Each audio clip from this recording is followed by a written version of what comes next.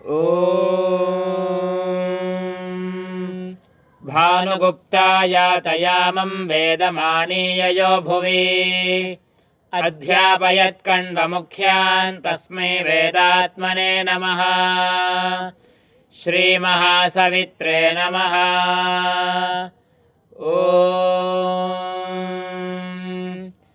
इन्द्रघोषस्त्वावसोभिः पुरस्तात्पातु प्रचेतास्त्वा रुद्रैः पश्चात्पातु मनोजवास्त्वा पितृभिर्दक्षिणतः पातु विश्वकर्मा त्वादित्यैरुत्तरतः पातु इदमहं तप्तं वार्बाहिर्धा यज्ञान्निःसृजामि सिग्गह्यासि स्वाहा सिग्गह्यस्यादित्यवनिः स्वाहा सिग्गह्यासि ब्रह्मवनिः क्षत्रवनिः स्वाहा सिग्गह्यासि सुप्रजावनीरायस्पोषवनिः स्वाहा सिग्गह्यस्यावाह देवान्यजामानाय स्वाहा भूतेभ्यस्त्वा ध्रुवोऽसि पृथिवीन्द्रग्गः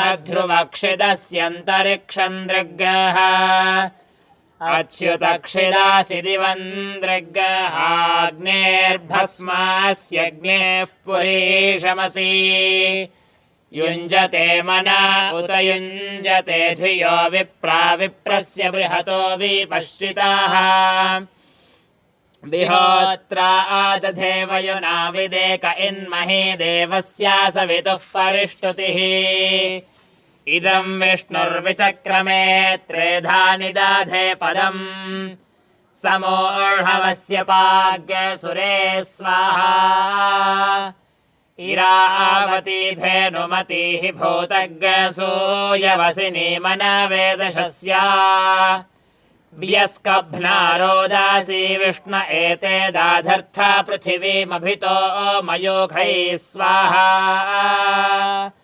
ॐ